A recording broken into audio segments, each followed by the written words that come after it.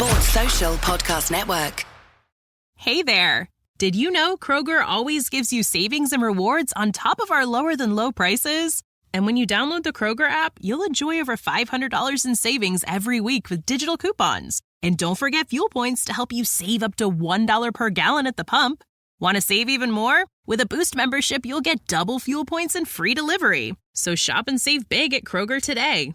Kroger, fresh for everyone. Savings may vary by state. Restrictions apply. See site for details. This episode is brought to you by Pepsi Wild Cherry. Pepsi Wild Cherry is bursting with delicious cherry flavor and a sweet, crisp taste that gives you more to go wild for. Getting wild may look different these days, but whether it's opting for a solo Friday binge watch or a big night out, everyone can indulge in their wild side with Pepsi Wild Cherry. Also available in Zero Sugar. So grab a Pepsi Wild Cherry and get wild. Thanks for choosing this free Anfield Index podcast. If you'd prefer to listen to this or any of our other shows without adverts, then now's the time to check out Anfield Index Pro. With AI Pro, you can supercharge your entire listening experience. You'll not only get all of our podcasts without the ads, but you'll have them far faster with our Quick Publish feature available exclusively for subscribers. AI Pro also puts you in the heart of our sound studio, with an option to listen to many of our shows live and interact with the podcasters in real time as the shows are recording. Upgrading couldn't be easier. AI Pro is available on all popular podcast platforms, and we have our own apps for Apple and Android. Just head on over to AnfieldIndexPro.com and get started today. Hello, everybody, and welcome to the latest Anfield Index Under Pressure podcast. My name's Dan Kennett, and with me for I've been told by Eddie to mention this, the 6,000th Anfield Index podcast. So there you go, you lucky people. Especially if you listen to the previous 5999, we welcome you for sticking around. Anyway, we are here, and it's going to be an absolute belter of a 6,000 podcast, because we are here to discuss the 4-1 win at Brentford, and I have the whole A-team with me. I've got Si, I've got Dr Barts, and I've got Hamzah. And evening, boys. Evening. How exciting is that? 6,000, fair play. I know, you must have appeared on at least half of them, Si. I was going to say, your record must be pretty high, Si. Fair play, gags. I was on the 100th episode of the main pod and the 200th episode of the main pod. Wow. Well, what's your average and what's your strike rate is the key question. Yeah. Very cool.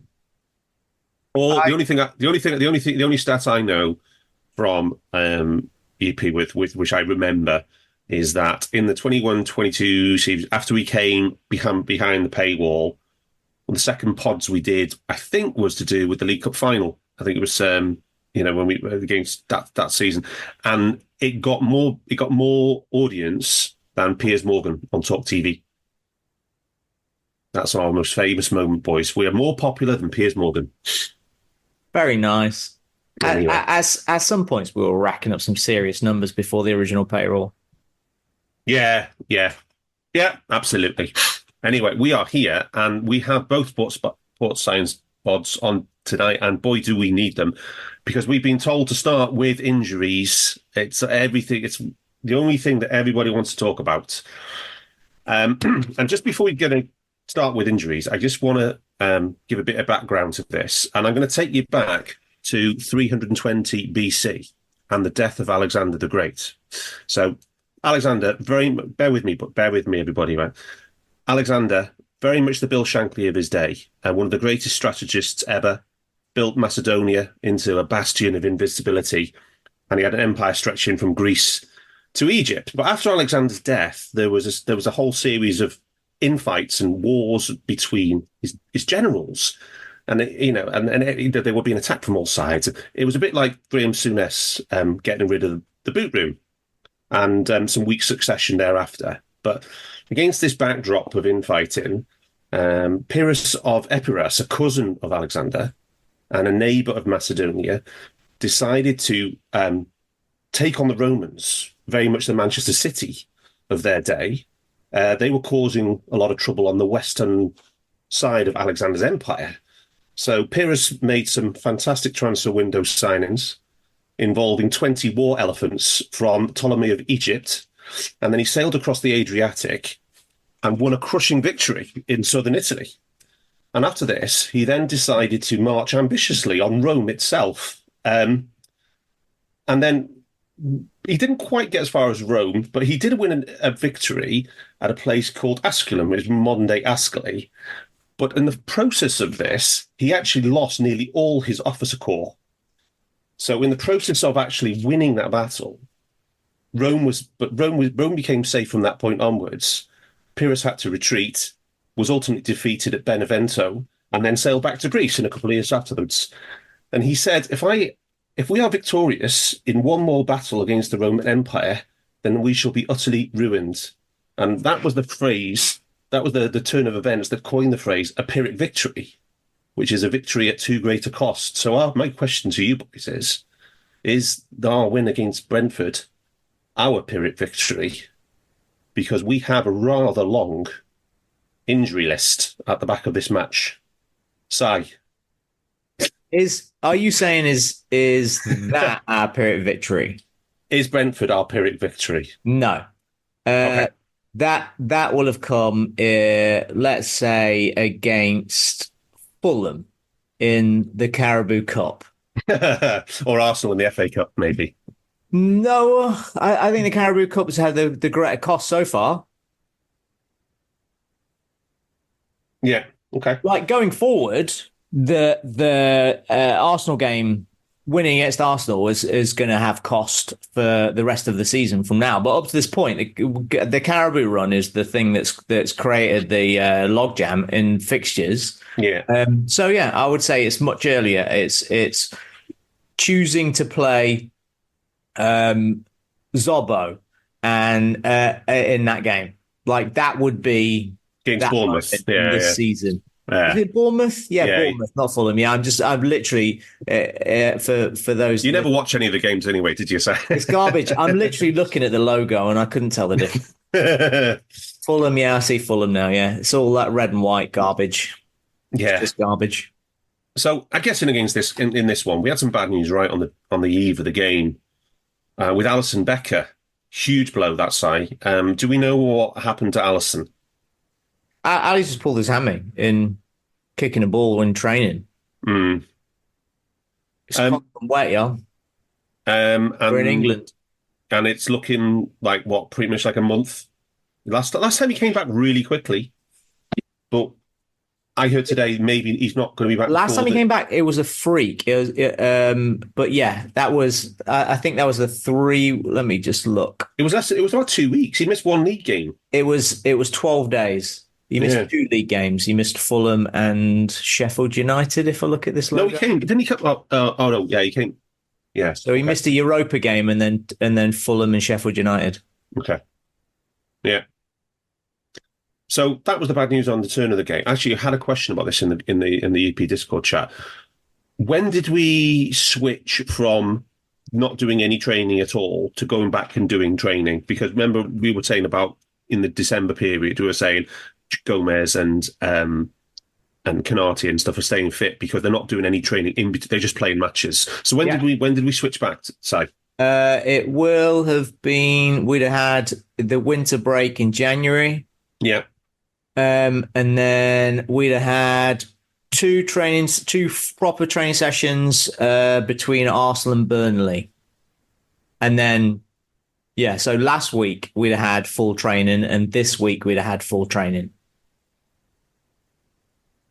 Right, okay. And then it was just a training ground instance kicking a ball from Ali. But yeah. Yeah. Okay. After Thiago was done in top-ups against Arsenal. Yeah, you covered that really well on the pod last week. Yeah, that was a tough listen, boys. I have to say, listeners to try and going through that and the whole human element and the wanting to win everything thing, and just that's the context against all of this has to be juxtaposed, isn't it?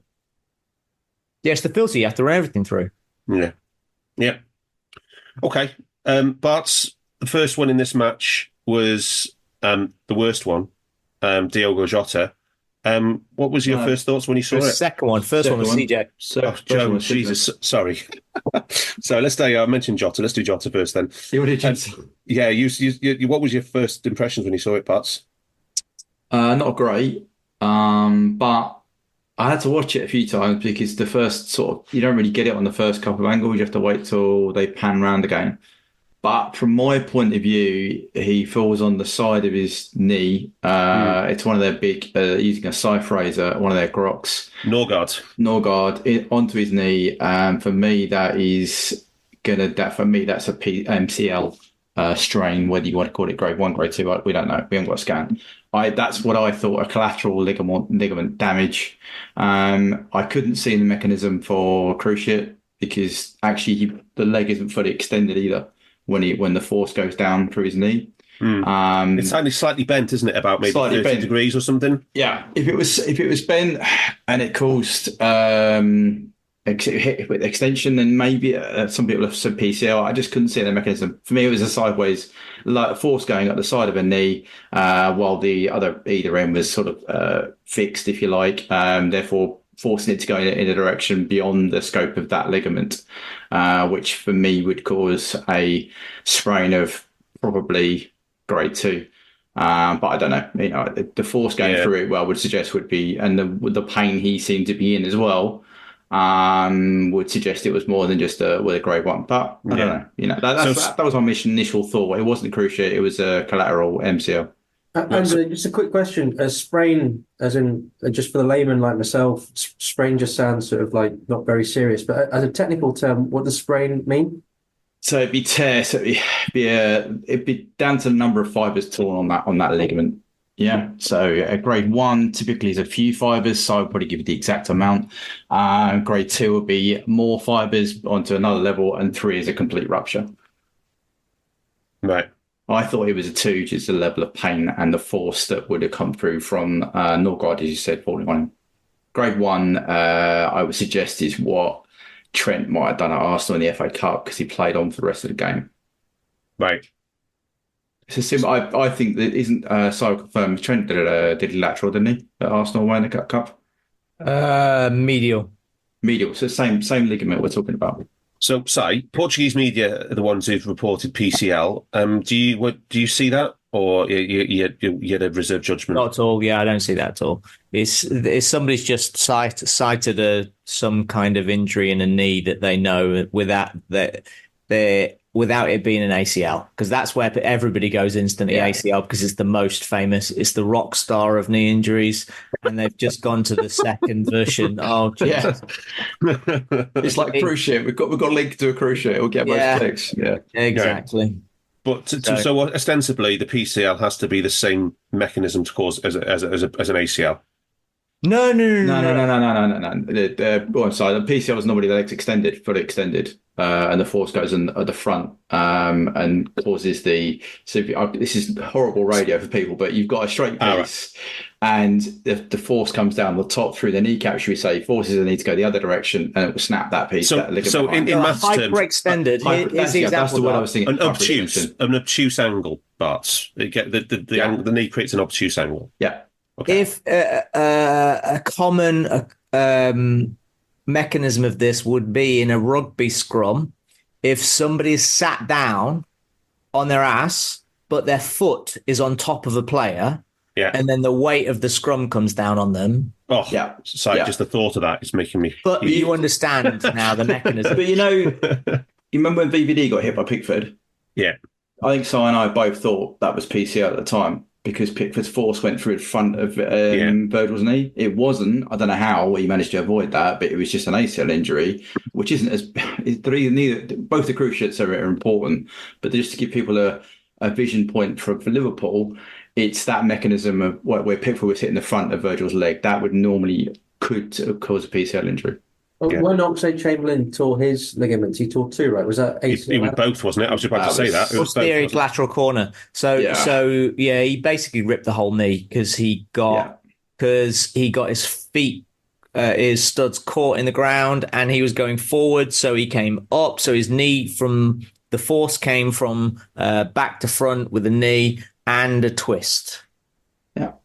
So ACL usually occurs with some kind of twist in there. So it can look like a twist. It can be a twist from above the knee, so you don't really see it. But there has to be some kind of turning element. Okay. And if it's medial, as you're saying, and it's not a complete rupture, he could play again this season? Oh, yeah. Yeah, absolutely. Okay. So maybe what you're looking at 4 to 8 weeks, maybe. For me, that's best case for me. If it's medial, this is best case for Jota. Yeah. And if it's a complete rupture medial, is that going to be season ending though?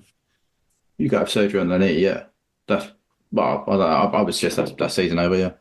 So one caveat to this, right, is the grade 2, dependent on its location, can determine. So it can need surgery. Yeah. A grade 2, depending on where it is on the ligament that it's done the damage. Got you. But I don't think that this is that case. It didn't seem that catastrophic an incident to me. That's probably your thing. On the surgery, so is that usually a hamstring graft? Do you lose a bit of... No, that's ACL. That's ACL. Just... Yeah. This is just like a cleaning up, and it depends. But yeah, it's nothing anywhere remotely as drastic as that. No. Unless there's a full rupture or a rupture on the insertion on the actual bone. Yeah. But if you need surgery, I would say it's probably season over, personally, if you need surgery. Okay. Si, what did you make of the Curtis Jones one? It reminded me very much of a basketball injury that I've seen 20,000 times. Happens all the time. A planting foot, isn't it? Or stumbling, maybe slightly. Yeah, it's the reason basketball players. It's the reason basketball shoes have high ankles. Okay. Yeah, he planted, and there's slight bending of the ankle, so it gets strained at the top. That's all. Okay.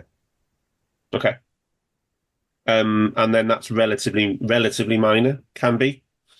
Well, you can spend. It depends. You can spend 3 months out with a high ankle sprain.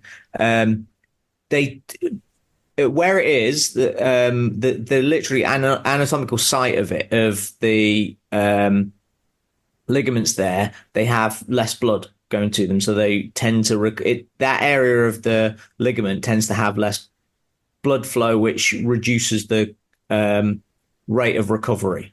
So they can be slower than usual to heal, slower than a typical ankle strain. Right. But it's not common, and definitely not common in a young guy that it takes more than you're looking at a month at the most. Well, I would suggest I think he will. If this was the FA Cup final on Wednesday, he would probably be playing. Wow.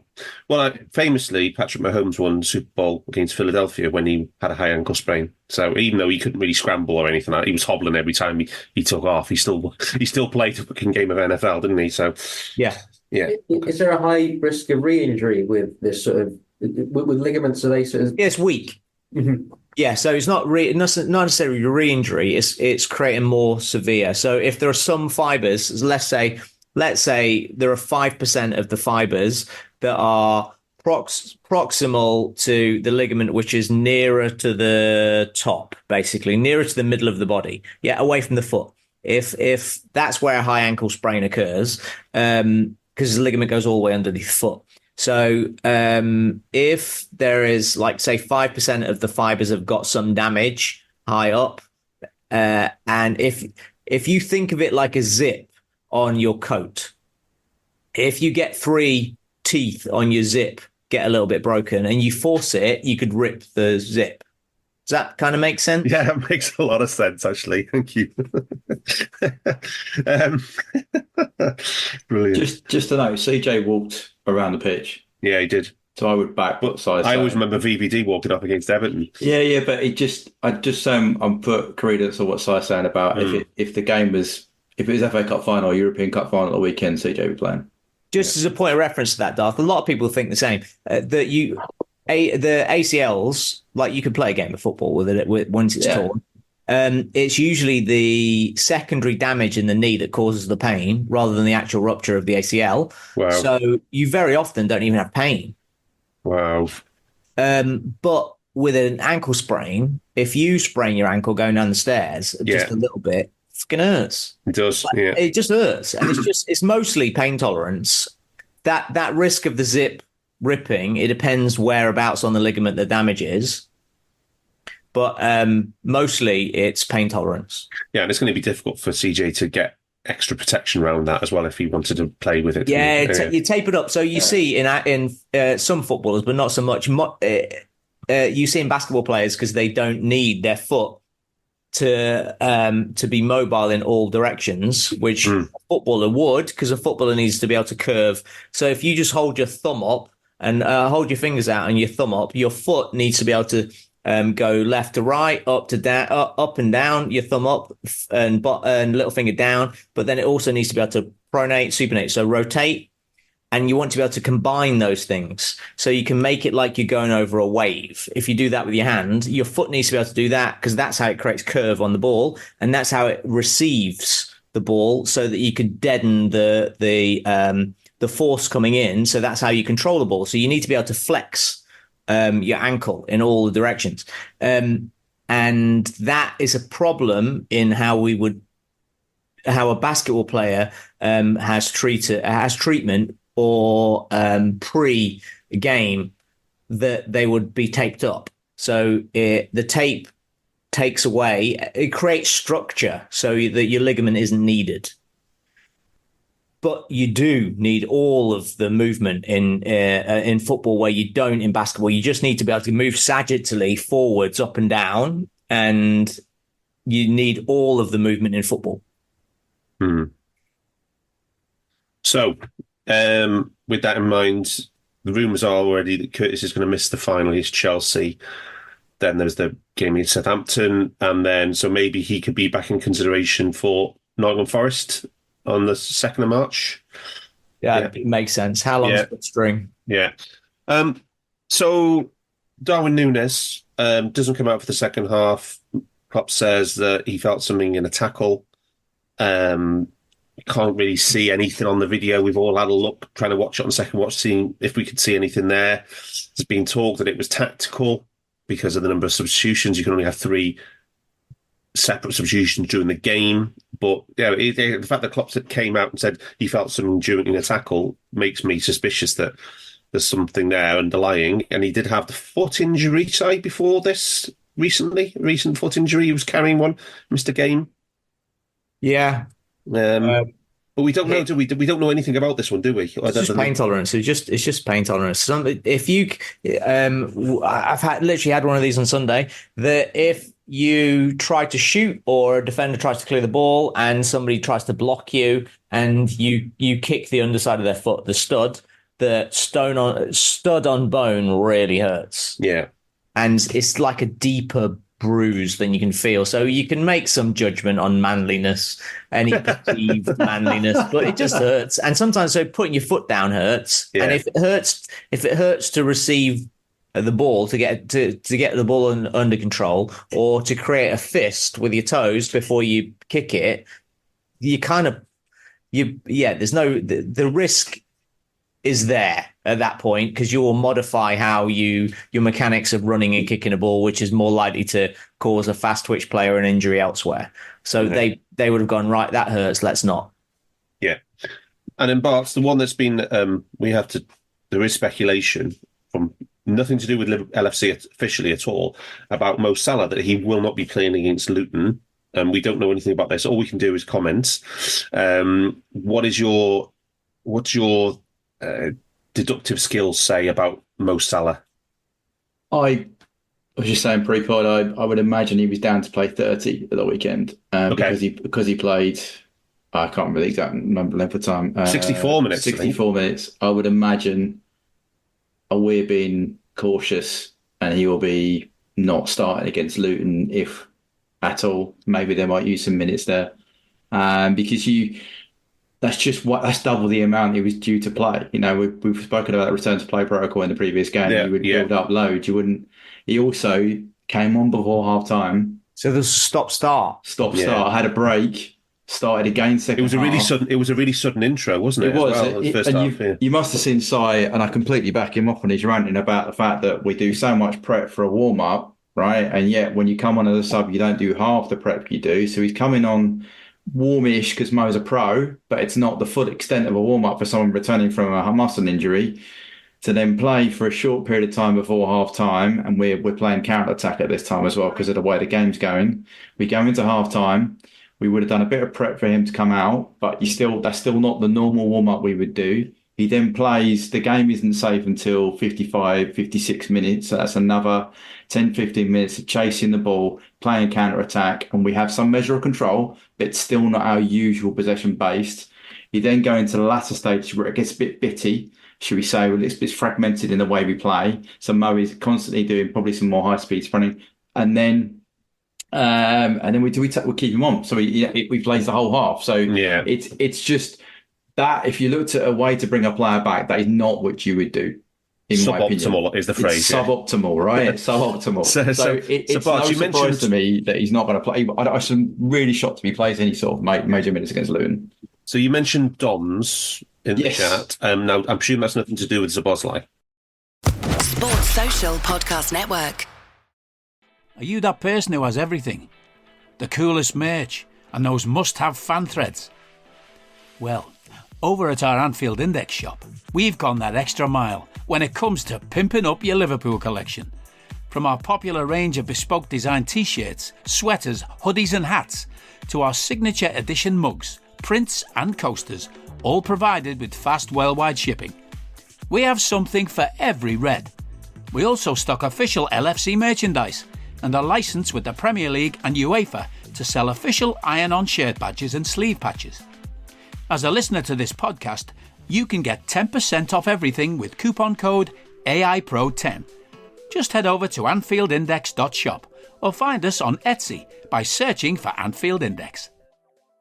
No, Domsy's like delayed onset muscle soreness. It's just delayed onset muscle soreness. Okay, and typically, I mean, cycles are a bit of a wussy way to get injured, but it's just if you've done a high amount of load when you're not expecting to, you can expect tightness in the muscles. You can get that fatigue to come in. Mo is a pro, and his body is in supreme condition, but that could be a thing. It could also be, I mean, Grav complained about it when he did a full load. I would not expect it earlier in the season. So it can happen to even the most elite pros because as Simon will talk to you, build up load, you build up tolerance. Mo was out there Saturday trying to win us a game of football. Yeah, he didn't care at that time. As soon as he come off, his body's like, Jesus, man, you've played more than. It's not the first time he played in like 4 weeks or something. Yeah, exactly. Yeah. Right, and it's not the normal pattern of play. It's just not the normal pattern of play he would have come into. Si, thoughts on the best player in the world? He's awesome. I mean, his injury. Oh, I see what you're saying. Or his possible injury, or whatever. Yeah, how to treat him from here. Well, it was a risk. It was all of the stuff we talked about last week with Hamzah. There was a moment Klopp goes, oh, shit, I need to bring on an attacker. Looks at his bench. He has to make the choice. I've got one here, or I've got Mo. Yeah. He had to make the choice to bring Gakpo or Mo on. Yeah. And he went, right, it's a bit tight. I want to win this game. Yeah. This is my best chance to win this game. And he went Mo, even though it was a suboptimal choice from a loading perspective if you're looking at the next potential 24 games we've got in the next 15 weeks. But you're looking right immediately, we need to win this game right now. They'd already looked kind of tasty. And so you go with it. And 61 minutes when you're coming on cold. Yeah. That's quite a buzz, yeah. And so I'll be really surprised if he didn't walk off going, that was good. That was a good workout. Yeah. And it feels like if you work out all the time and then you don't squat for 2 weeks, then you squat, you will feel like you squatted the next day.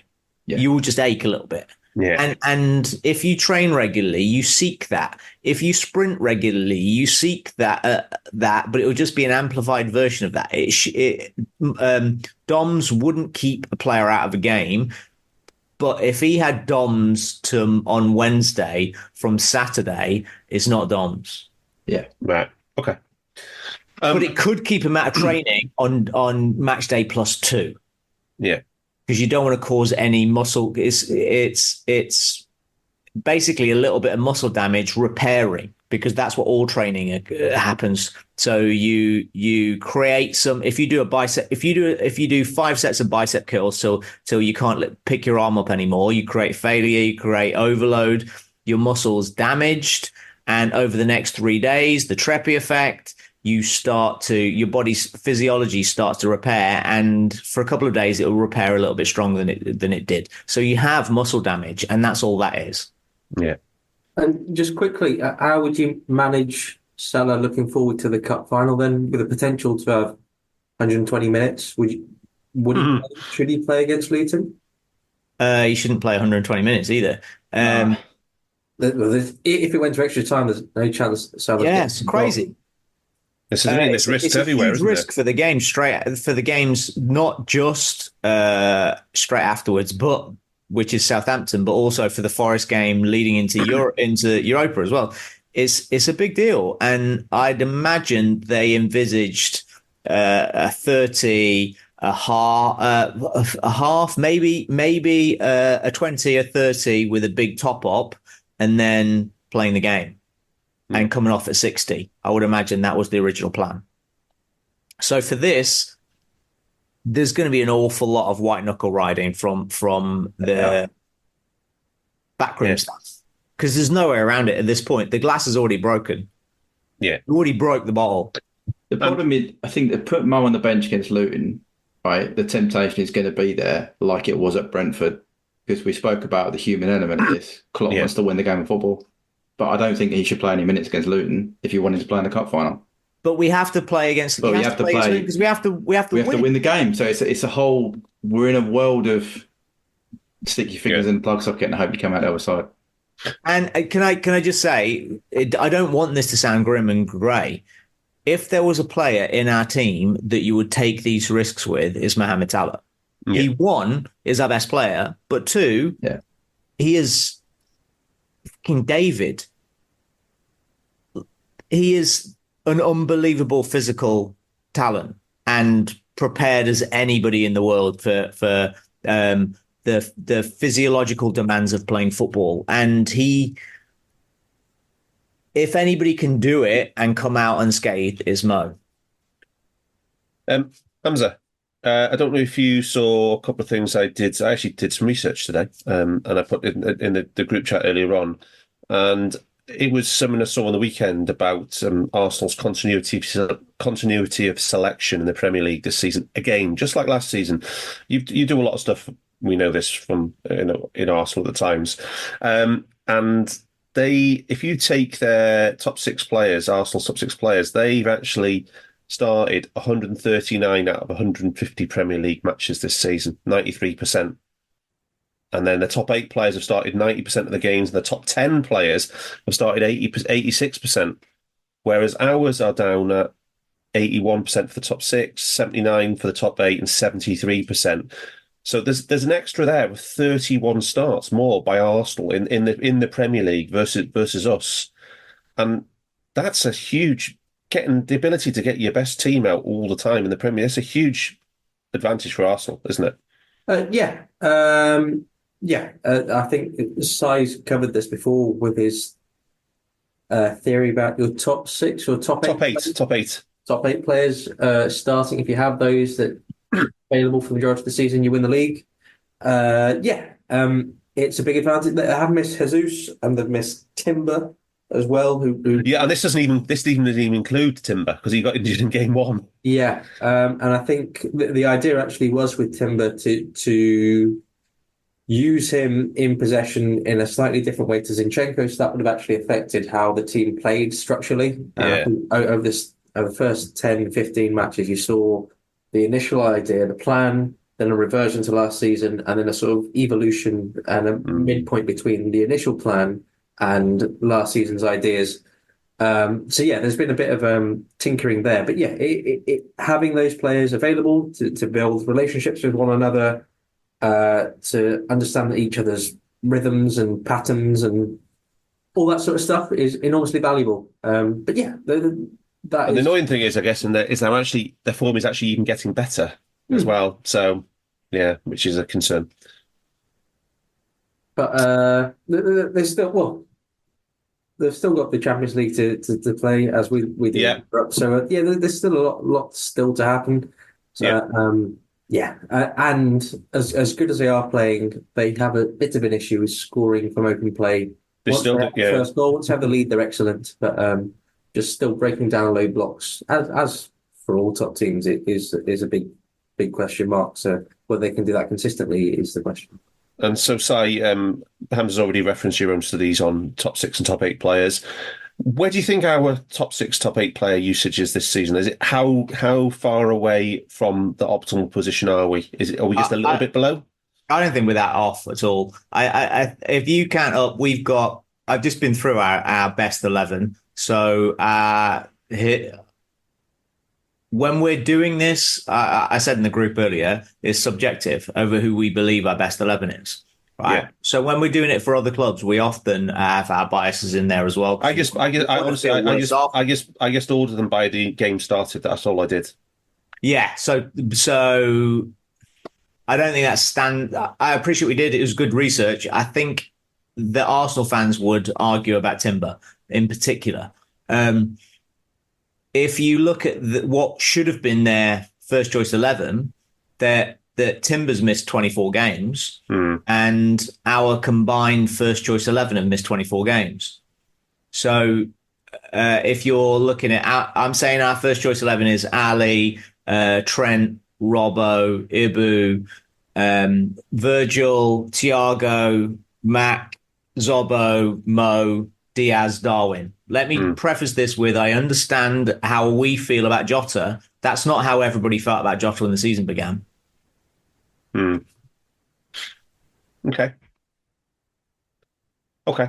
My only question I wanted to ask you was, last year, Arsenal played pretty much unchanged team in the Premier League for the first 21, 22 games. And then they had a really bad result at Everton at the end of January, I think it was. And then they really were pretty poor from February to May after that. And they did hit a wall physically and maybe mentally as well. Do you give us some good news? And please tell me that the ability of Arsenal, all their players playing this many minutes, and that in all comps, their top 6 players are averaging 600 minutes and more than ours. 500, and their top. Is this a risk for them? Are they storing up a risk by not enough rotation? So you looked at this, you put it in the group earlier. Yes. And I looked it up. So a couple of things here is that I instantly said that I'd done this research before in relation to age, and there is a significant age profile difference, and you're more likely to get injured with age. Arsenal's is 22 to 26. They have a significantly younger first choice team than we do. So along with that, they also don't have a history of injuries amongst their, apart from 2 players, team. And we have more of a risk of injury, a history of injury compared to previous season. But what I then went to have a look at their team and to run what we do with Liverpool, project their current minutes over the course of the rest of the season versus their previous 3-year history. Yeah. And we currently have 17 players going to break their 3-year average, and they have 4. So I'm not sure. So they have lots of lads that play lots of time, lots of minutes historically. So I'm not sure they're going to get knackered. So you're worried. I'm not worried about Arsenal because I don't think they're quite as good as they look. But you're still more worried about City, obviously, yeah, and we all are as well. But yeah, I'm optimistic about it. I'm less optimistic about us being able to stay in this because of the things I've talked about for the whole season. But don't get me wrong, I would give my left nut to be wrong. I desperately want to be wrong. I only want us to win the league. If we win all 4 competitions, that'll be amazing because we've won all 4 competitions, but also we won the league. And I don't want to be right about this at all. So just to let's put a line under, around, and over that. Yeah. I want to be wrong. Yeah. Well, yeah. This is an evidence show, and you're industry experts, and you've got lots of experience of working with Premier League teams. So you're well qualified to comment on these things. So I don't beat yourself up, mate. Did we hear that? Did you guys notice that Zaf just got a new job as the head of performance medicine at Arsenal? Yeah, Wow. left Palace. Yeah, left Palace. Yeah. Yeah. Well, yeah. Now, Bart's, last word to you, as the person on the pod who least wants an Arsenal victory due to their location of where they live. Any thoughts on Arsenal and us in this bigger picture?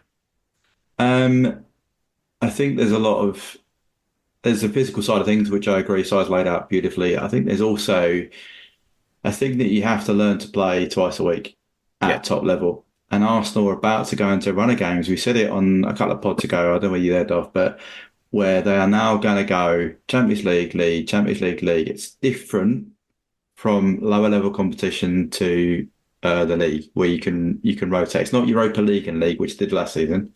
It's they have to be at their top for now twice a week, and that is something that you have to learn to do as a coach. Newcastle failed miserably at doing it this year. Yeah, let's see actually when the pressure, which it does matter. I know we talk about that being a psychological thing, and it's not necessarily evidence-based, but it does matter when you're in a title race against City and Liverpool and you're playing. You have to perform week in, week out, home and away. Let's see how they handle that, because that is different to just last season where they physically might have run out of gas, but they also had no experience getting over the line. Yeah, our boys, if we can just get through this one, and I completely back Si on his, and I would 100%, I'm in the same boat. I'm extremely worried about our ability to get through the next month of games unscathed and still in the position we are in. If we can get through the next month, though, and still be 2 points ahead, a nose ahead, or even 3, our boys know how to get over the line. I'm not convinced Arsenal do. And that does matter when push comes to shove. Boom. That'll do nicely, mate. Well done. Now, okay, on to this. We have to discuss a game, Hamzah. We have to discuss a fun game. I think just before we come to, and one thing I did learn from listening to last week's pod is I don't go to Si to ask him about the lineups. I'm going to come to Hamzah from now on, absolutely, to discuss both lineups. But Hamzah, before we start, we had some tough visits to Brentford the last 2 times we've gone there. 6 goals conceded, 9 big chances conceded, 19 shots in the box, and we conceded 1.2 expected goals just from set plays. It was a really tough ask on paper. And how did we set up for it? I mean, I'll just start off with, they played City recently and they play City again. And it's interesting because Phil Foden scored a hat-trick in that match, and the first question asked to Pep Guardiola in the press conference was, how do you think Phil Foden played? And his response was effectively, oh my God, Brentford are such a nightmare to play against, a really tough team. And remember from earlier this season, Klopp said the same thing as well, pretty much said, Brentford are the team that I don't want to play as, and if I was a manager, I'd try and build a team that no one likes to play, and Brentford are essentially that. So we know when you play against Brentford, you're going to need tall players that are good in the air, players that are physical, because they also have a lot of strong physical players that play very direct. They work off second balls. They're very good on set pieces. So that fed into the lineup. Lots of restarts as well, Hamzah, as well. Lots of restarts. So Endo came in as the number 6, adding height and physicality there. Well, I think he played the last game, but Jones in midfield as well, supported by McAllister. In defence, Van Dijk and Konate. So you've got a strong core there, tall, quick players able to recover the ball, contest, duels. Nunez up top. So like I said, that core there. The big thing here, though, is that Alisson's out, so Kelleher was in goal. Bradley at right back, not Gomez, which may have surprised a few people. And Robertson back at left back as well. And then alongside Nunez was Diaz and Jota, which is as expected. Maybe you may have expected Gakpo to come in, given his height and Did he play in the reverse fixture? I think he might have. I was expecting the Gakpo to come in midfield, actually, because that's the two times we played him at Anfield and won. He literally picked the tallest possible team with Cody in midfield. So, but yeah. And how did Brentford line up? Because they've got they've got some big injuries themselves. Rico Lewis is missing, Brian Mbeumo's missing, and on the eve of the game they lost Ethan Pinnock, which was very welcome because he's like the tallest of them all, I think, isn't he? And he's caused us both the games we played against at their place. He's caused us a world of problems. He picked him up against Wolves, and it was quite interesting in that match because he couldn't run anymore. And I think they'd used up their 3 sub breaks, so he went up front, and Tony dropped in as a left side and started doing shuttle runs to sort of defend. And they were good in that match as well. So I watched that at Molineux. But yeah, they've also got Aaron Hickey out, Kevin Schade as well. But they usually have a system for these big matches. If any of the listeners have listened to Thomas Frank on Monday Night Football, he explains it, but essentially it's a 5-3-2. They use the system just to keep the middle compact. They use the wing backs to often support the attack sometimes, and the forwards to protect the middle. Maupay and Tony were the front 2. Roerslev and Reguilon were the wing backs. Midfield of Jan Norgard and Jensen, all big, strong players. And then in defence, me, Ayer, Collins, and Flecken was in goal. Flecken had a tough start of the season, but 3 big centre halves there as well. Those 3 boys here. So Barts, how about that match summary? I'll just load it off with. I tell you what, though, considering this game, there are some things in here which would surprise, I think, may surprise listeners. Probably not to you, P, but in the general sense, right? So we're a 60-40 possession. Okay, yeah, fair enough. Touches, I've got 780 versus 521. Okay, yeah, not a big shock there. Total shots 15 each. Okay, so people might be a little bit surprised by that. The ratio of on target and off target was different. They had 7 off target, 6 on target. We had 5 and 8. They had 2 shots in our 6-yard box. We had 1. They had 9 in the penalty box. We had 11. So we had 6 big chances to their 3, 4 goals to 1. Obviously, 2.86 xG to 1.85. Post shot 359 to 131. EPP, we had just over 1, and they had just under 0.7. Conversion rate actually in and around the same level, 207%. So again, shows you both sides did quite similar things with their conversion of threat into chances. And the other thing that we chatted about as being quite key to look at in certain types of games like this is field tilt. And that actually comes out of 48 versus 52. So it shows you that for all of the play in the middle 2/3, the actual share of possession in the action area, if you like, the actual final third of the games was about level, which shows you 2 different approaches to it. We had a higher amount of possession to get there. They had a lower amount of possession to do that. Interestingly, the 3 phases, the 3 15-minute segments where we dominated field tilt are also the 3 phases in which we scored 3 goals. All other times, the field tilt is either equal or they are dominating the field tilt. So we took our chances when we had domination in those areas. They did not. And I know that's a bit reductive, but that is where it is. In terms of probabilities, we scored 4 out of 6 big chances. Yeah, we did. We had a 64% chance to win the game. There was 16. The draw was 19%. And the highest probability in terms of score was actually 3-2 at 11%, with the final score of 4-1 being 8%. So the 4th most probable score. So there you go. Hello, I'm here to annoy you. I'm here to annoy you into listening to more of me and more of others on EPL Index. We don't just have the Anfield Index stuff. We've got EPL Index as well, which covers the entirety of the Premier League. And we have 3 podcasts and a whole bunch of really good writing on EPLindex.com. The podcasts are my own 2-footed podcast, which is every day at 4 p.m, Monday through Friday, covering the whole league. We have A Tad Predictable, hosted by Tadiwa. You know Tadiwa, he does Anfield Index. he presents a tad predictable before every Premier League match week. And then Kevin De Vries and his crew on the EPL Roundtable, they're every week after the Premier League match week. So make sure you listen to everything we're doing on EPL Index and follow us there on Twitter at EPL Index. Thank you. Bye-bye. Excellent. And Si, let's focus on the period when it was 0-0, because it's always the most important period of any match. We had most of the possession, but it was quite sterile, I thought. And they had a few moments where they were trying to get in, kind of down our right channel, and it was actually quite a close, quite an even game, really, for 35 minutes before we took the leads, right? How did you see it? Yeah, I thought they caused us some stress. I don't think we were playing particularly smoothly. It's really hard to do that against them. They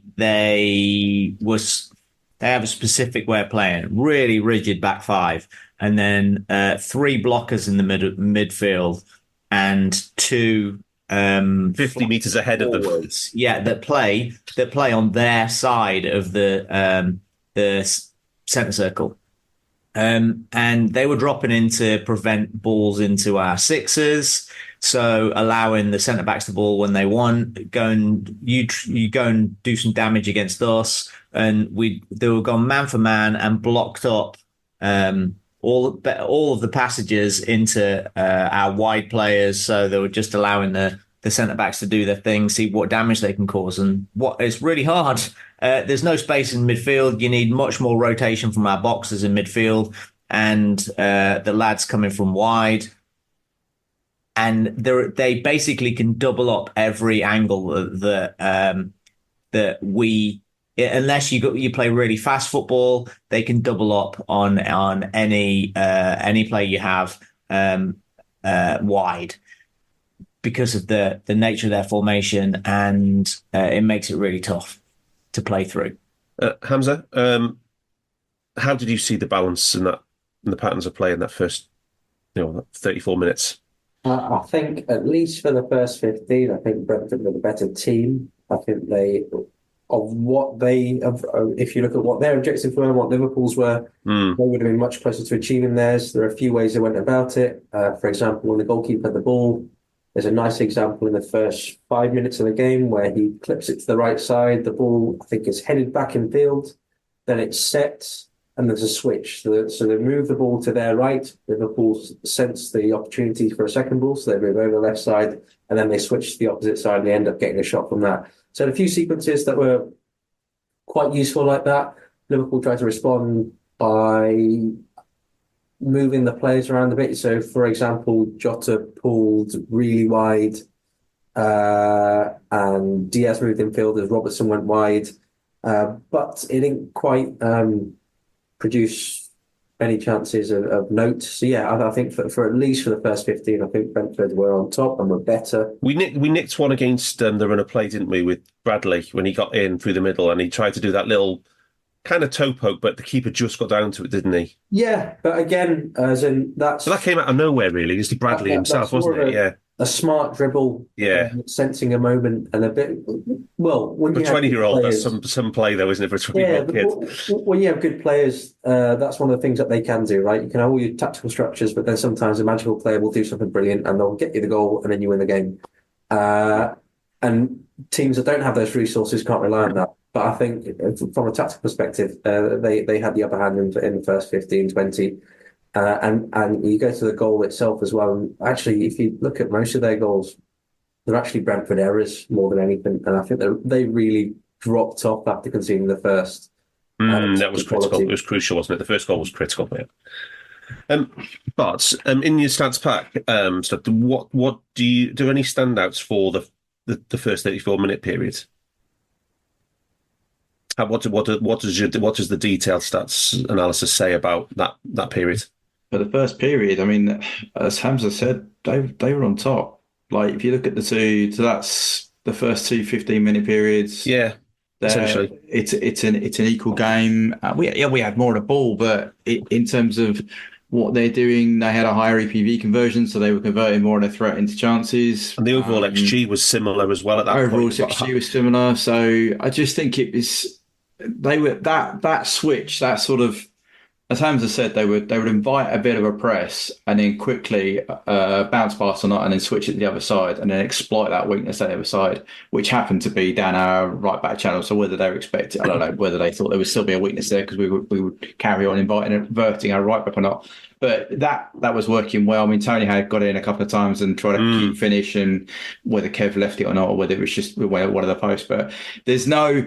Those two periods, it's not till you get to 31-45 where things start to turn in our favour. But even in that period where we scored, the field tilt is still in Brentford's favour. Still 66 versus 33. So but their XG drops off. Do you think we struggled with our build-up and because it was hard against that 5 and 3, really, wasn't it? It was. As I pointed out, they put these blockers in to stop us doing that. I mean, if you look at the first period before the first sub on the pass maps, there's nothing into our right 8 at that time from our centre half. So they've stopped that pass out. So Konate's got to go wide or back to his mate at left centre back. So that's a vertical pass out from our back that wasn't happening at a high volume. They're allowing Endo to have the ball, but as we've previously discussed, Endo doesn't swivel on ahead, so he's only going to play left side. So he's going to turn out to either his left 8 or the fullback. What was good for me in this period of time, if there was some good, is our fullbacks were playing as fullbacks for me in this period of time. So it gave us a bit of width if there wasn't a lot of depth. I have to say we are condensed. Our touch maps, our zones are in 2 strips. For pretty much the whole game, we're condensed in either just in their third and just outside of their third. So it's a real condensed build, but that's what Brentford want you to do. They want to compact the game, and then they want to play on the counter because they want to get Tony running in the other way behind our centre halves or whoever else is playing up with him. And that's, if you look at the chances they were correcting in their first half an hour, they were balls in behind, Tony was going in, or Mupai would get in and around zone 14, and Fred would fall ball into, and Tony would try and get shot off. I thought what we dealt with to be positive, considering I think when we've gone there, we've given away a lot of free kicks and we've not dealt with it. I thought our defensive line this game was extremely high for set plays. And I also think we spoke about it at Arsenal. One of the reasons why VVD maybe made that mistake was he didn't want to just clear it. He wanted to retain possession. Whereas in this game, there seemed to be a bit of a call when the ball drops, clear the ball. Don't try and regain possession. Just get it out of our box. And I know our goal comes from that, but there was a lot of no pretty kind of maintain possession from defending. It was literally clear the box from set play. So we try and win the first ball. On the second ball, it was just clear the ball. And I think we're trying to get rid of the danger out of our zone just to try and give a positive spin on our play to deal with their main threat, apart from the switches, which was set plays. Yeah, and so wasn't too many good performances to get excited about in that first at 0-0. But one player that did really stand out was Diogo Jota. I mean, it's a bit of a cruel irony that it is one of his best ever games for Liverpool just before a bad injury. Brilliant. He was dropping deep. I think part of our tactics were to play our two wide players really narrow and the half space, but the whole length of the pitch. So they could create little boxes with the wide players going outside them. Worked whatever for the Bradley chance that you talked about. It kind of worked, and which ended up in Jota's big chance. Yeah, which talk about which it was one of those statistical big chances rather than I didn't actually think it was a big chance. The shot he had from the angle, the really good shot, which the keeper tipped over, and that was probably a better one, wasn't it? Really. The one that will drop further out the box from a Robbo cross, I think that was. And he lashed it really hard, and the keeper. Yeah, it's showing. I thought this was the game. I think he's showing his full array of skills because we talked in the past that he was just Lineker. He wasn't in the build-up play, and since Christmas, since he came back away at Burnley. He really is dropping deep. He's taken on the mantle of the connector that Mo has for our attack. Yeah. He passes the ball and he gets the ball into the box better than any of the other attackers.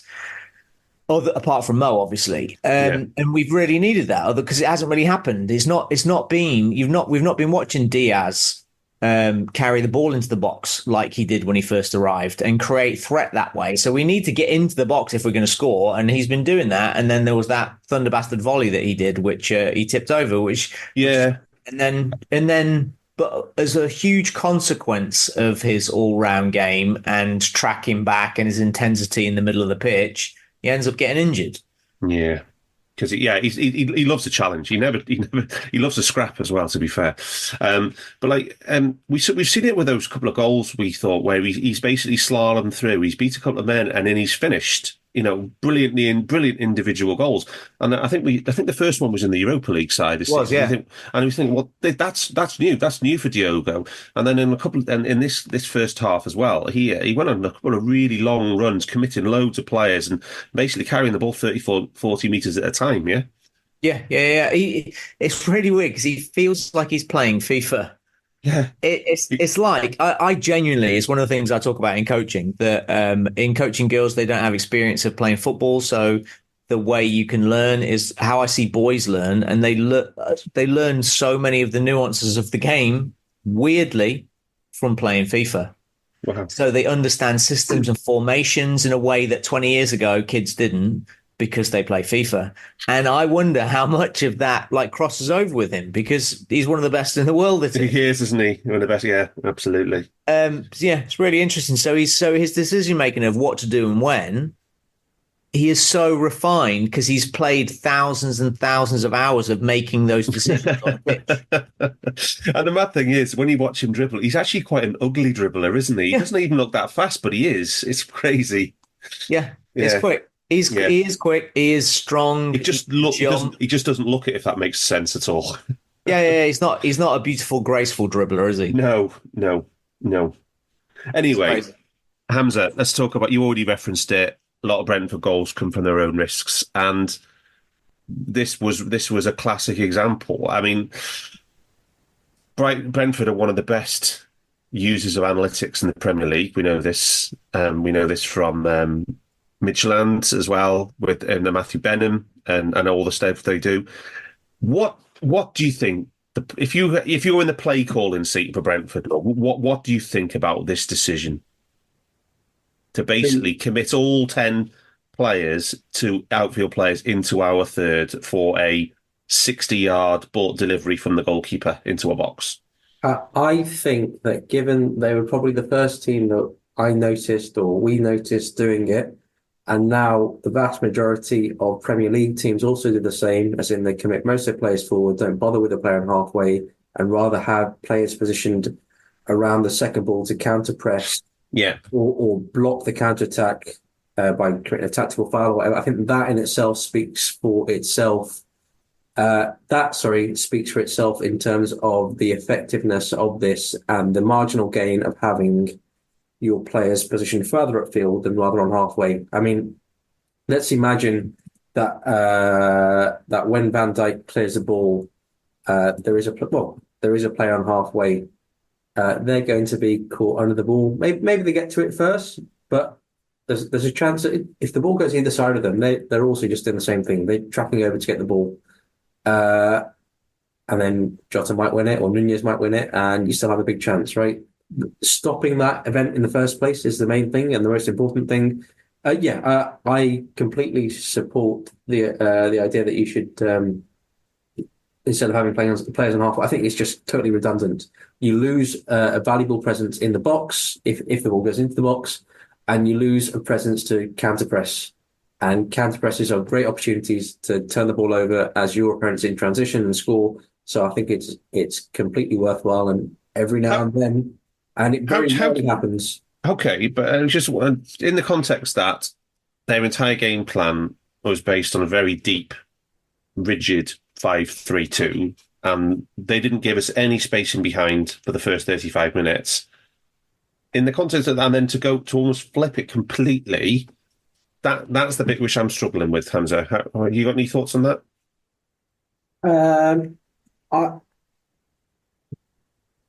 Well, if you look at when the ball actually lands in the box, Brentford actually have 1, 2, 3, 4 players against Liverpool's one in the area between the halfway line and maybe 15 yards outside the area. So it's just Jota and there's 4 players there. They actually have that covered quite well. And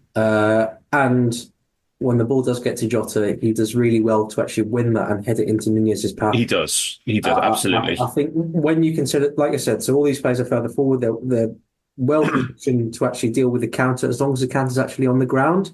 But this is an aerial ball that goes over the top, which changes that dynamic slightly. I mean, usually, let's say the ball comes in, where's the ball going to go if Van Dijk makes the first contact? He's not going to volley it, he's going to header it, right? In which case, those 4 players are well positioned to take the ball, the second ball, win it against Jota, recycle it and cross.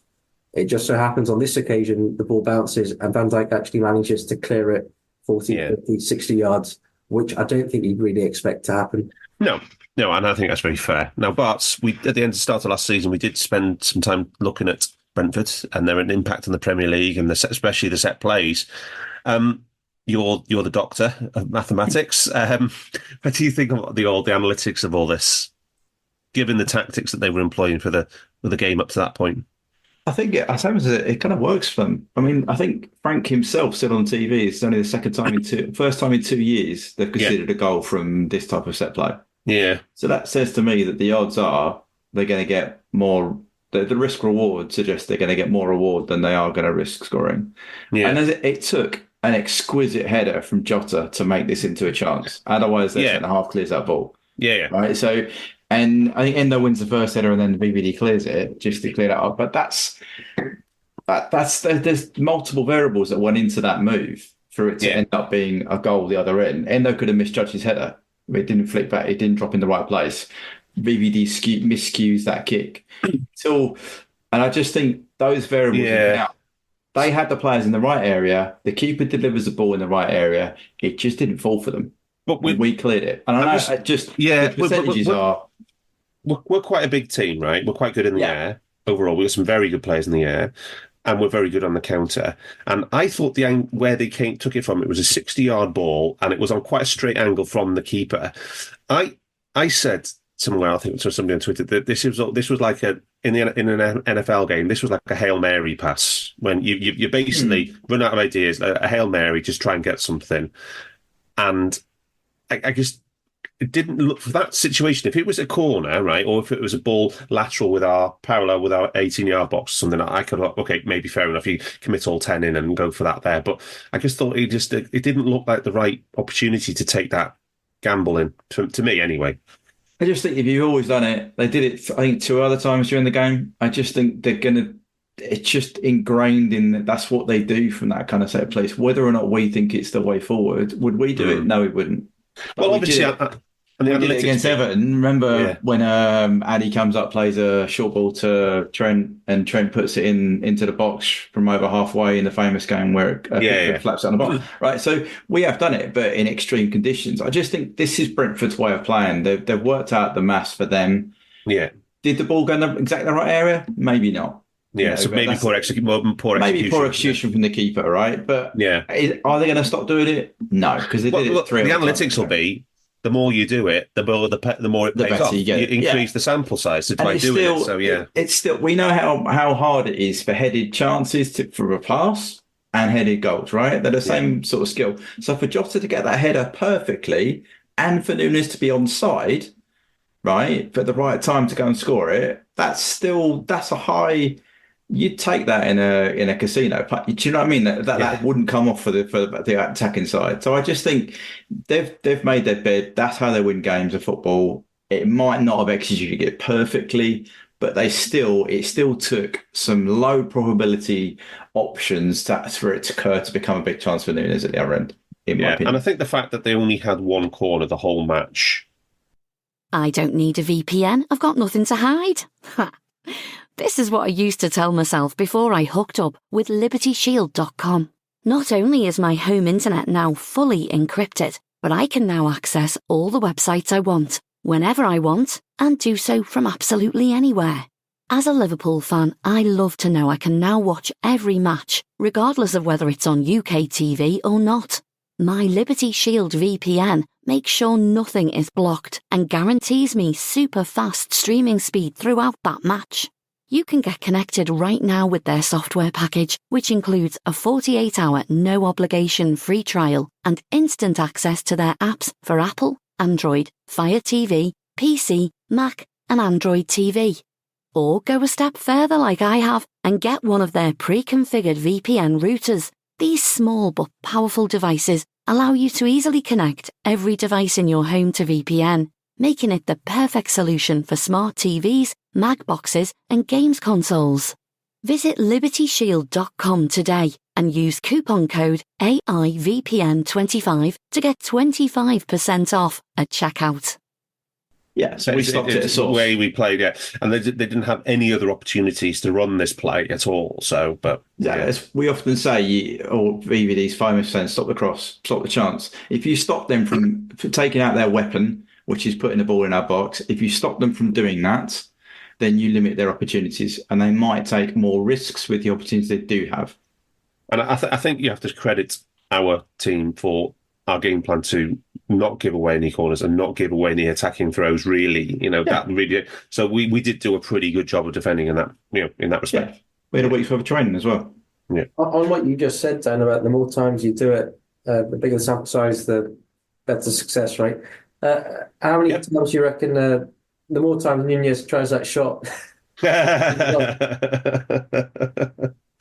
Absolutely, but now it's gone in one. Now it's gone in the first time. He's going to be having keepers second guessing every other time, isn't he? He's brilliant. Honestly, the to chip him is one thing, but to chip a standing goalkeeper is something else. But yeah, absolutely. So, Si, we've done the Brentford angle. Please talk to us about the glory of this goal from a Liverpool perspective. Unbelievable. Just that kid is unbelievable. He can do the hardest thing on a football pitch. Yeah. And he chooses the hardest thing on the football pitch repeatedly. Next time he's gonna chip somebody doing a Rabona. Rainbow. Can I just add a little bit of context on the whole chat you just had about the risk reward setup? Is that when Virgil got the ball, which was from a knock on, that they were still three. They still had so our three highest players at the pitch still had a player goal side of them at that point. And so they hadn't just thrown away the key and left the door open. They were still goal side. It's just that Darwin's fucking rapid and ran past the lad, left him 10 yards behind him. But it was an unbelievable header from Jota. You were sat there because it almost happened in slow motion, the ball going up in the air like that. I actually think Virgil cleared the ball that way because we were feeling a little bit under pressure at that moment. So he was just, for 5 minutes after CJ's injury, that it felt like shit was going against us. So he was like, right, just get the ball away at this point.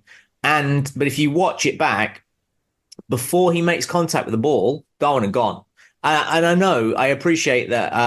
I've pointed out how Darwin just goes when the balls from corners are coming in for him to defend, and he's already left before he bothered heading the ball clear.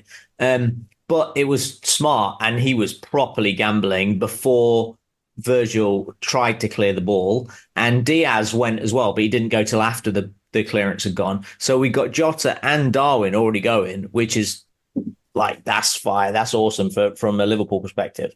That caused the instability. Brilliant header and an unbelievable finish.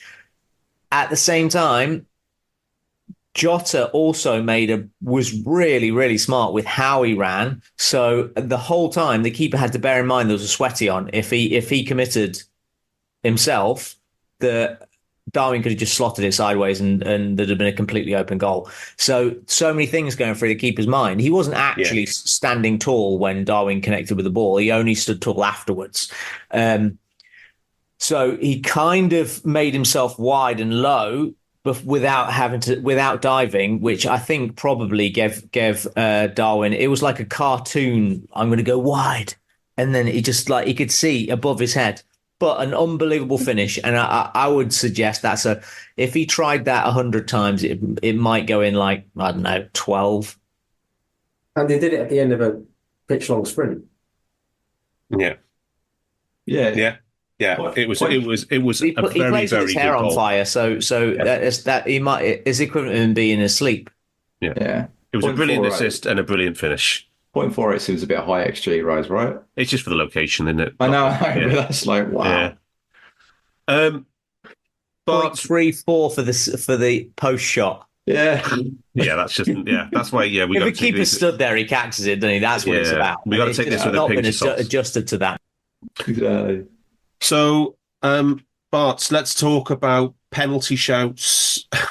There was a lot of them in this game. There was a lot of stuff that the ref let go. It's fair to say.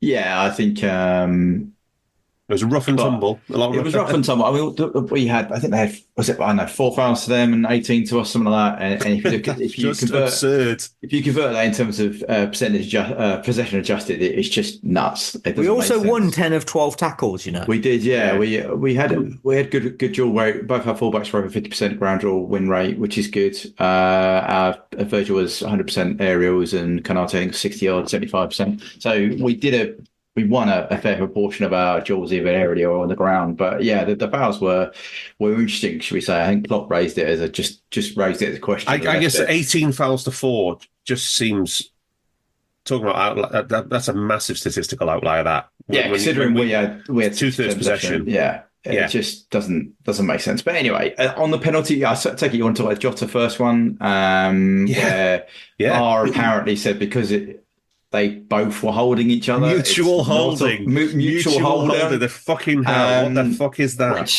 But that's this like the third game in a row. I think Jota's been manhandled in this manner, and we haven't got a pen. So clearly he hasn't got a face or doesn't fall properly, which apparently is what Sky said about the Diaz chance today. Later on, the reason they didn't get a penalty because he fell theatrically, even though he was taken out, apparently. Which seems a bit of a, surely if it's a foul, it's a foul, it's penalty. I would have thought the law was, but it's David Coote on VAR. He is, I have to say though, I do think we got away well with Robbo on Tony. I think that. Yeah, absolutely. But it should have been 3 pence to 1, right? Pretty much. The Jota one, I can cut. It's not as clear as some of the other ones, right? I mean, the previous game at home against Burnley, Jota is literally pushed down, hands on. He's got 2 hands on his shoulder, and he's pushed to the ground, right? That was a pen to me. This one, I think it's a penalty, but I think it would have been a soft one. The Tony one is a penalty, and I think Diaz is a penalty. So I think it's at least a penalty each, personally. Yeah. Okay. Nicely done. That's enough VAR. Hamzah. So second half. Completely different patterns of play here. We're on top from the start. And Mo Salah is just he's basically like he's never been away. Yeah. I mean, he had the chance earlier, which he toe poked just wide on the break. And that was from a header forward from Van Dijk running behind. And I think what he was trying to do there was just dink it with the outside of his foot, but he does a lovely little wall pass for a chance for somebody as well. Who does he set up with that? Is it Diaz? I think so, but there's also another chance he had where Diaz put the ball across from the end of the first half as well. Yeah. One thing we probably should mention as well, Kurtz and also Graf came on, and that was an early change, and Graf played quite well. But I guess we can come to that later, but just chronologically, we probably should mention that. Yeah. Then Salah does the amazing pass. So actually, Grab is involved in the goal, isn't he? Because he wins the ball. He wins a nice ball. Wins the ball, holds it off, holds a challenge off, plays it into Salah, and McAllister makes a run into the box. At this point, Gakpo is also on because Nunez has come off with muscle tightness. And so McAllister makes the decision to join the attack because perhaps a bit deeper at this moment alongside Endo. Shimmies beautifully and then pokes it in. Salah looked like he hadn't been away. He looked very sharp. even though he missed those first two chances, that he was there for both of them, and that he was so threatening from the right, was just demonstrative of where his game is at the moment. But yeah, he looks super sharp. So Alexis McAllister's first shots inside the penalty box all season. More to that, please. Yeah, especially when you can finish like that, Mac. Yeah. Si, your thoughts on that Mo Salah assist? So there's one angle from behind him that wide angle just after Grav wins the ball back, which Grav was really good today in this game, rather than actual today. That he curls the ball with power into Mac's feet in the only place that he can receive the ball where the defender couldn't, right? At the right speed. But the way you technically control the ball curving outside in that way, it would need like the inside of your foot, and you're going to get it before the big toe starts to protrude from the foot, and you curl your foot through an arc, inside, outside, in. And Mo does this weird thing that he manages to get it to curl that hard whilst getting it from basically his toes without whipping his foot around. So it should have gone maybe, 5 meters deeper than Mac towards our goal, away from goal. Technically, and I don't know how it didn't, but if you look from that angle, it had no right to get to where it ended up going to. It was a remarkable skill. He is currently Messi. Yeah, I mean, he had 2 shots, a goal, a key pass, and an assist within 40 minutes of coming back from injury. Yeah, he had 34 touches. He had 21 of 21 passes. He won the ball back 3 times. He lost the ball. He lost the ball by missing the target twice. That's the only way. 2 successful dribbles, dribbled into the box 5 times. He created the most. Like, that's just Mo. Yeah. So, you might as well keep the mic open, Si, and then talk to us about his goal, please. Is there a more Mo Salah goal for Liverpool? I saw a stat that Bees put up a stat earlier that it was the 50th counter-attacking goal that we'd scored under Klopp, and Mo has 21 of them. Wow. And it looked like a Mo goal. That's it. You break from the halfway line, he cuts across the defender, and the defender tries as hard as he can to bobble the ball at some point. Mo just manages to keep control away from him by inches and slots it into the far corner. The strength of the man is absurd. Yeah, it certainly is. But should we have a little bit of love for Ginger Kev? 2 big chance saves in this match. Yeah, I actually thought in the first half when things were a bit a bit ropey at times, I thought Kev did well. His handling was good. A couple of the free kicks that they were putting in the box, he just calmly claimed, played it out. I thought his passing with his feet was good as well. I just thought these are the games when he looks like mini Alisson. Yeah, he does. He does the sweeping thing. He does that really well. I mean, later on, I think he's really unlucky. He makes a brilliant save for the Tony one. He just potentially could have pushed it a little bit wider, but I mean, Tony's there. I don't. When it's hit that firmly, I don't. Yeah, think you can't do it. You can't think about the parry. Regular. Also, he blands it. I think Robbo's gone for a high press and means the whole defence has to push over him, which means we leave Tony unmarked, which is probably more the reason why he gets tapping. But, I think there was a couple of other instances where he doesn't know the shots are off target, but he still palms out with the bar and puts it wide for corners and things. So I think this is one of, considering this is Brentford away, this is not a good, even Ali's had poor games at Brentford away. I thought he did really well. I thought I think there was anything to fear. We're almost getting to that point of saying, okay, yeah, fine. He's not Ali, but he's not a bad keeper to have. Whereas I think previously we'd sort of sat there and gone, okay, what is he giving us? So Yeah, absolutely. It was another solid performance for me. It doesn't give me any worries now going in for next. He had a couple of very bad performances at the back end of last season, didn't they? Yeah, and he's been some of the Europa League games. He's not looked great, to be honest with you. But I think for me now, having seen him stood up, be part of a win at Brentford in the opposition, I think for the next 4 games, I've got no worries. Hamzah, we talked about Alisson's injury. He's not likely to be back before the March international break, which is a killer. But Kelleher, he's really in good form at this point, right? Yeah, he was involved in the goal as well. It was his long pass into Gakpo that was nodded on for Salah.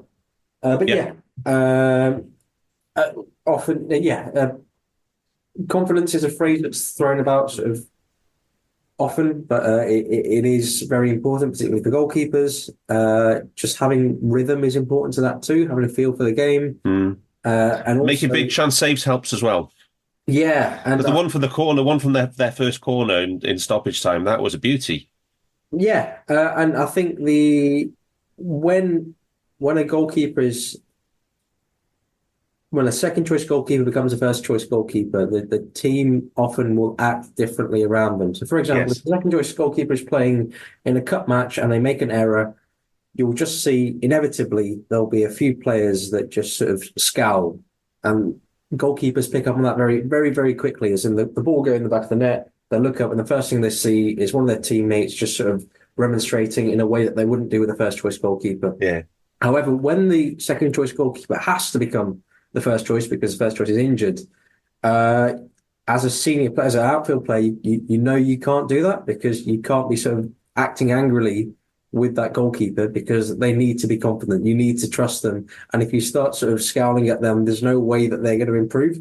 So players act a bit differently. And that helps. That just helps feel comfortable in making their decisions and not having any sort of doubt with them. I mean, being able to think clearly and cleanly is key to being a goalkeeper. Knowing that you can go for a ball if it's in the air or come out of your box or feel confident playing out from the back is very important. But yeah, that comes with rhythm, that comes with trust, that comes from playing with these players and making big saves. So yeah, at the moment it's looking good. You never want to get too far ahead of yourself as the second choice goalkeeper. He's got the cup final to play. He was always going to play the cup final, wasn't he? Anyway, but now he's got after a few big league games thrown in there as well. But yeah, even if he is playing like Alisson, coming up to after the international break, I think everyone wants Alisson back for City. Absolutely. And Phil, after you mentioned the Diaz penalty or the Diaz non-penalty, God knows how, when he was absolutely thwacked on his left leg, wasn't he? And then he gets his revenge by getting an assist where Brentford could have cut out his assist, but did 2 fresh air shots. Yeah, Joe picks it up. Joe's on at this time, isn't he? It's 85th minute. Joe just picks up a loose ball after, I think they have a throw in, and it falls to Joe. Joe just knocks it down the line. They make one mistake. It falls at Diaz. Diaz sees on it, plays it across. They make another mistake. And then Cody, he doesn't have a habit of just slotting these kind of goals away. I know he's got 10 goals now. I just never would have thought he'd got 10 goals, but he just has his habit of finding the bottom corner of. He's technically quite good at that kind of finish, he definitely should shoot more often. He's the one player on our team. You think he should shoot more? His shot volume is appalling, but with that technique and the ability to find the corners as he does, and also, I think, what was the game? Was it Newcastle where we basically said Darwin had done everything apart from hit it off his backside to score, and then Cody comes on, literally mishits it, and it goes in with his first touch. It's like he has that ability to just do something that we're like. Yeah. He just has that striker's thing. He just definitely should shoot more. But no, I thought it was all round 2 mistakes. Again, that's something you wouldn't expect from a Brentford side. But I think they just changed their right centre half of the 3 with a sub, I think, at this time. So it was fresh in the game, I think. So I think as Frank mentioned that he probably wouldn't wasn't criticising the player. He just said that there's probably decisions he wouldn't make again if he played again. So, I mean, air shotting when you're 3-1 down and they've just scored as well. Yeah, It's probably not what you want to do. but I just thought it was a nice bit of vengeance for Diaz in particular to be able to get that, where he gets a nice cheap assist because he should have had a pen, shouldn't he? So Yeah, he definitely should have had a pen. Diaz continually does, I do the profile plots. Diaz is again different from the other front three players. I think Jota and Mo profiled exactly the same for this game, which is probably what you want. Nunez and Cody very similar in terms of their profiling, but Diaz is just different. He does a lot of duels, but he takes a lot of shots. His contribution elsewhere is sort of almost on average or below. And just to grab a bit of praise because Hamzah did say and Sizer that played well. I think the best thing I can say to him is that he profiles like an 8 has done previously, whereas before he was almost like our Diaz in midfield. So he profiles very similarly to Mac in this game, which is what we needed him to do. He went in and did a role to the optimum of his ability for this moment in time, and it meant we got a result. And if he can do that for the remainder of time, I think he will only improve as a player. What he hasn't been doing is been able to play the role as described to him in our system. I mean, for me, to profile him, he did it. He's definitely improved. He's definitely improved since before Christmas. He's got 4 goals and 3 assists since Christmas. Yeah. So he has, and his all-round contributions. I mean, obviously, he did go through a hell of a lot personally in the autumn. For sure, but he's had. I mean, the Arsenal away was a game that he was particularly poor in. We highlighted that in the pod. So he's learning. But I just think for this game, for looking at the profiles, this is the first time I've seen it in the profile plots where he's matched what our 8 should be doing. And I think that's a really good step forward for him. Excellent. Si, any other business from you? Anything else for the remains of the match? No, I thought Grav did well. I thought his possession control was -6 for the game. In midfield, it's not terrible. It's a big improvement on where he's been at. I liked him physically. That's the first time I've come away from a game thinking I've liked him physically. He definitely looked like he was more willing to put himself about a bit in Old Town, I would say. Yeah, a couple of things that we don't get access to that they will instantly we'll occasionally get access to sprints, which is Opta StatSport has decided that there's a threshold of anything over 7.5 meters per second is called a sprint, so it's counted. So but if you're using StatSport or if you're using any of the big GPS companies, you can set it so that you have 5 zones and intensity zones, and you'll set that up mostly individual for that player. So if a player can hit 9.3 meters per second, that's the peak, and then you set that 15% below there as their sprint speed. Interesting. Their top speed. So you can almost like program sprints per individual, almost a sprint relative to that. Yeah. Fascinating. Because John Terry would sprint, but it might not register. James Milner might sprint. John Terry, but because he actually would, he actually still really quick. It's just that compared to a Premier League player, he's not. So so you would. We only get access to the number of sprints. Yes.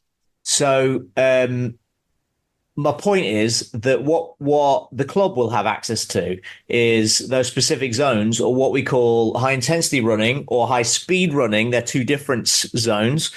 And without a shadow of a doubt, his high intensity running in this game was the highest I've seen at Liverpool. Yeah. And that comes about from we can be kind, confidence of position, of role, so he doesn't second guess himself, or intent because he's not sulking. Whatever, doesn't matter. Yeah. Not jogging. Not jogging, throwing his hands up in the air and having a sulk because he just gave the ball away. There was, in a stat show, there was 0 flounces in this game as well, which is always good. Yeah. Yeah. Okay. Hamzah, any other business parts? No. I watched Luton the other day against Manchester United. Manchester United were dreadful. They pressed for 10 minutes, then dropped off, and then sort of got dominated. even though they had a 2-goal lead. But they gave up loads of opportunities on the counter-attack, as in that Luton did. So there's plenty of opportunities there for Liverpool if for some reason they don't want to dominate possession and pick them apart. But yeah, nothing beyond that in terms of preview. I forget, you mentioned Kelleher. I probably should have mentioned his save. Tony scored from it, but the first save was really good. So that's Regulon, yeah. But yeah, beyond that, not too much. Lovely stuff. But can I just point out, Darth, that if you look at the XG in this game, it greatly flatters them in the garbage time.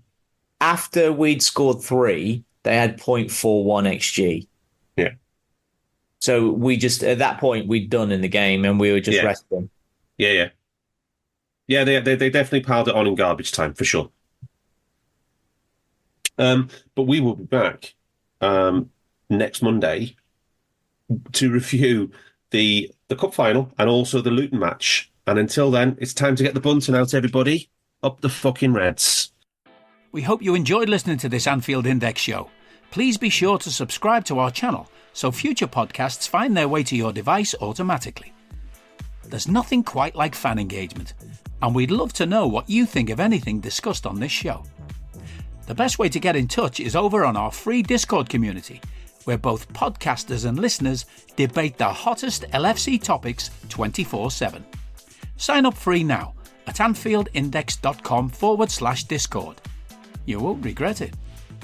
You can also follow us on Twitter at Anfield Index and find us on Facebook by searching for Anfield Index. Oh, and before you go, we'd love it if you could leave us a 5-star review on your favourite podcast app. It only takes a couple of seconds, and it means the world to the people who create these free shows. Sports Social Podcast Network.